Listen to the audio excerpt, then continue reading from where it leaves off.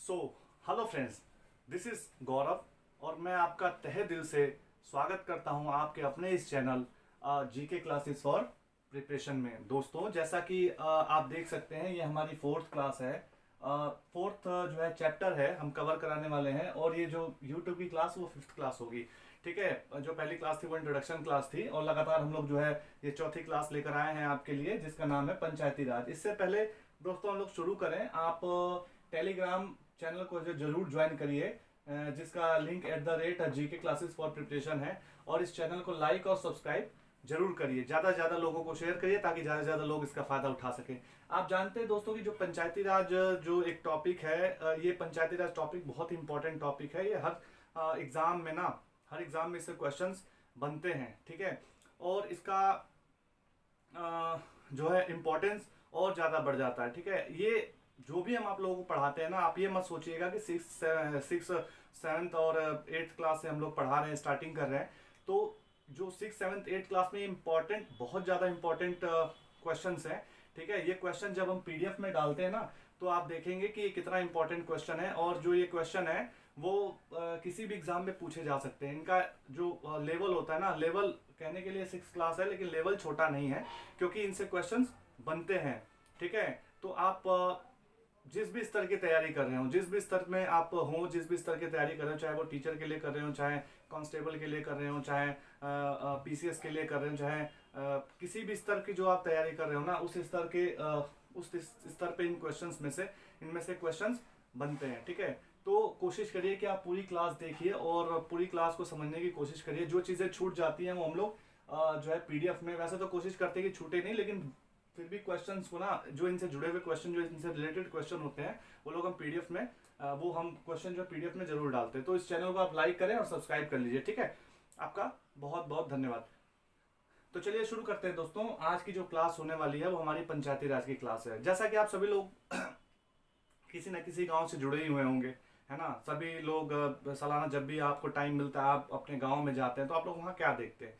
आप लोग देखते हैं सड़कें टूटी हुई हैं, है ना, नालियाँ ऐसे टूटी हुई हैं, पानी सड़कों पे इकट्ठा हो रहा है ना। वहाँ का जो विकास काम है ठीक से काम नहीं हो रहा है। ठीक है, तो इससे आप क्या समझते हैं?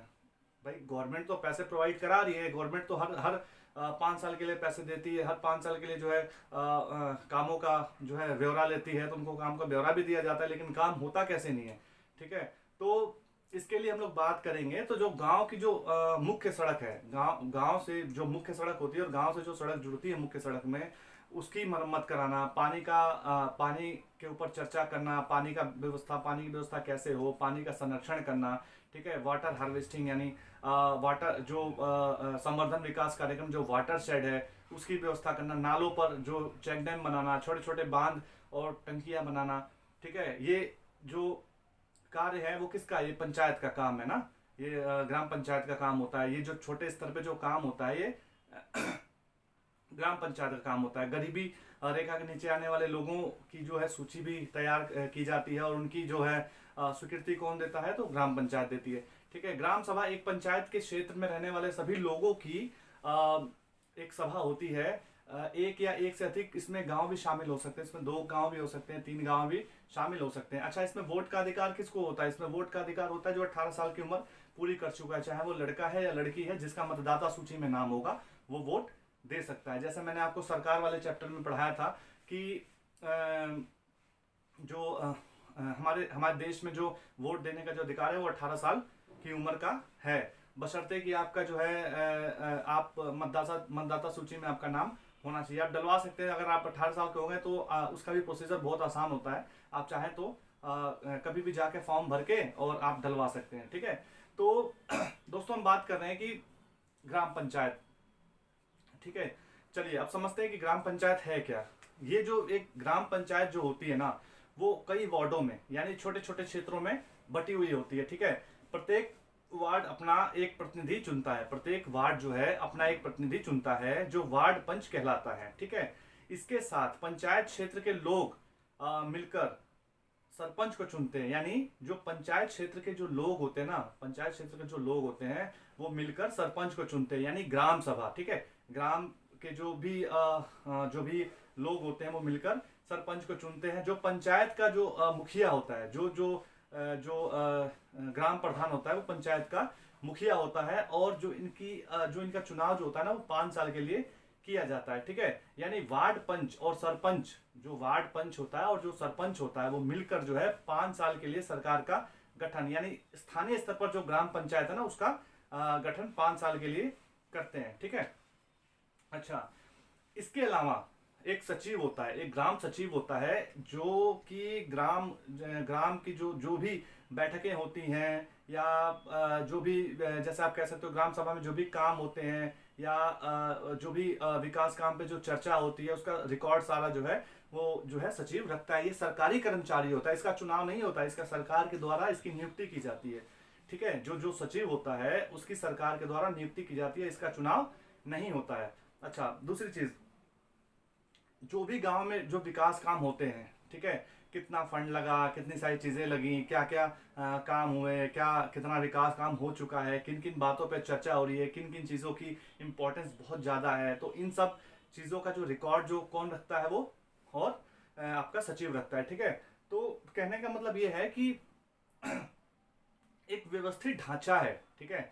ग्राम पंचायत का भी ना एक व्यवस्थित ढांचा है। इस ढांचे के अंतर्गत जिस तरीके से राज्य स्तर पर और जिस तरीके से जो आप देख सकते हो कि जिस तरीके से केंद्र स्तर पर जो सरकारें काम करती हैं उसी तरीके से पंचायती राज भी अपना काम करती है। ये जो है ना, ये जो लोकतंत्र का ना ये पहली सीढ़ी, जो आप कह सकते हो कि पहली सीढ़ी है, जो ग्राम पंचायत है ना वो लोकतंत्र की पहली सीढ़ी है। और ये सिर्फ इसीलिए बनाई गई है कि सभी लोग बढ़ चढ़कर शुरुआती दौर में ना बढ़ चढ़कर लोग इसमें हिस्सा लें और अपने जो भी उनकी जो दिक्कतें हैं, परेशानियां हैं, वो खुलकर जो है अपनी परेशानियां उनके सामने रखें, ठीक है।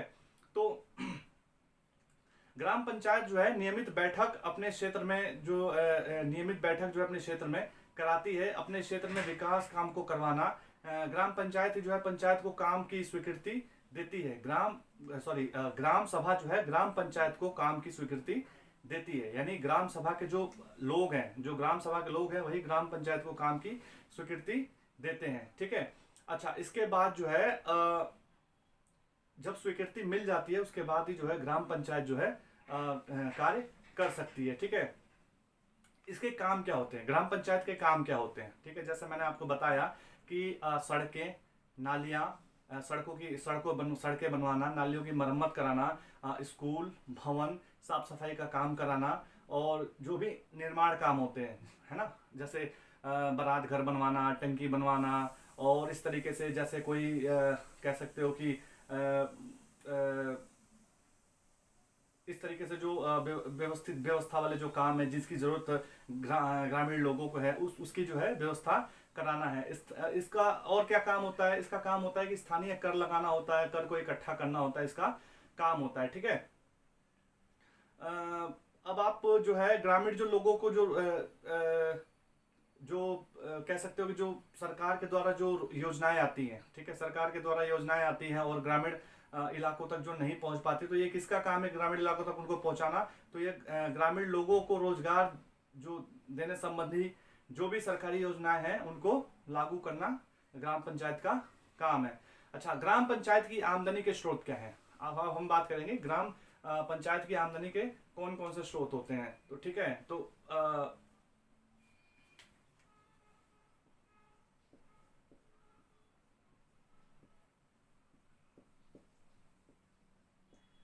आमदनी के स्रोत, ग्राम सभा की आमदनी के क्या क्या स्रोत होते हैं वो हम जानेंगे, ठीक है। अच्छा, पहला, घरों और बाजारों में जो लगाए जाने वाले कर हैं, ठीक है, घरों और बाजारों में जो लगाए जाने वाले कर हैं वो इसके आमदनी के स्रोत होते हैं। यानी पहला हो गया कर, और बाजारों में कर, बाजारों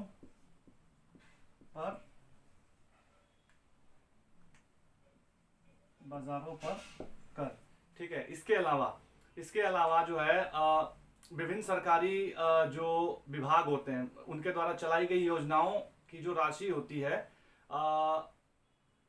जो जिला पंचायत के द्वारा आती है।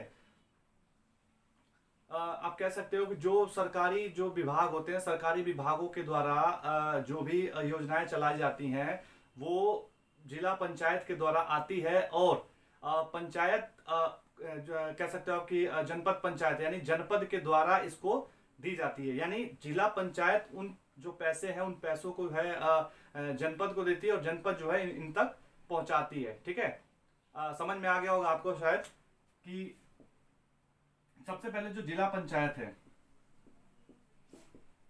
जिला पंचायत, वहां से जनपद में पैसे आते हैं और फिर वहां से ग्राम पंचायत, ग्राम पंचायत में। ठीक है, यहां से पैसे जो है जिला पंचायत से जनपद में, जनपद से ग्राम पंचायत में पैसे मुहैया कराया जाता है। अभी हम जानेंगे कि जिला इनके स्तर जो है ना, ग्राम पंचायत का स्तर जो ग्रामीण लेवल पे जो स्तर है वो कौन कौन से स्तर है, इसके बारे में भी हम लोग अभी चर्चा करेंगे। ठीक है, तो और तीसरा क्या है, समुदाय के काम के लिए जो मिलने वाले जो दान होते हैं, जो समुदाय होता है ना, समुदाय के काम के लिए जो मिलने वाले दान होते हैं, यानी दान। ठीक है, समुदाय के काम के लिए मिलने वाले जो दान है, वो जो दान है ना, वो पैसे भी जो है ग्राम पंचायत तक आते हैं।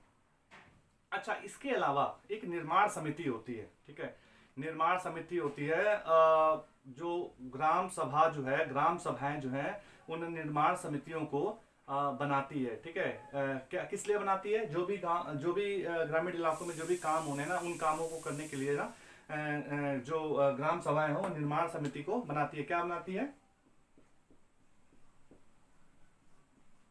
निर्माण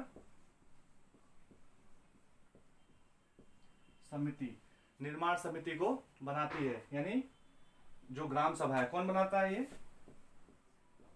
ग्राम सभा।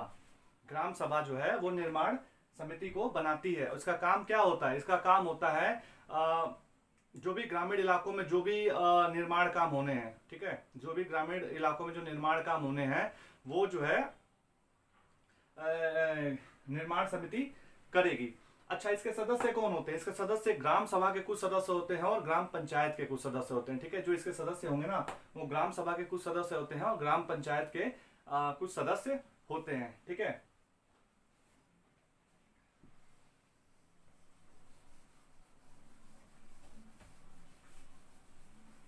अच्छा, अभी हम बात करने वाले हैं कि इसके स्तर कौन कौन से स्तर हैं। ठीक है, अभी हम बात करने वाले हैं कौन कौन से जो स्तर हैं इसके वो हैं।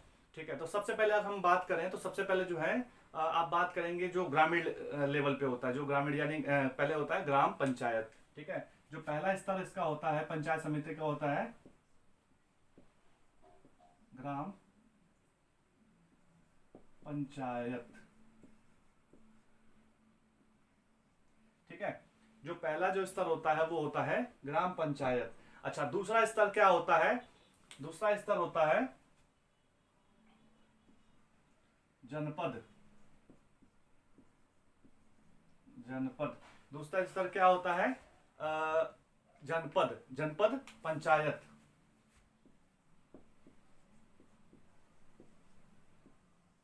जनपद पंचायत, इसको हम विकास खंड भी कहते हैं और पंचायत समिति भी कहते हैं। इसको क्या हम कहते हैं,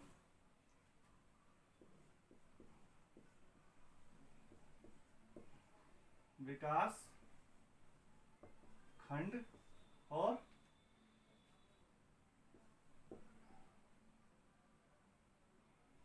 पंचायत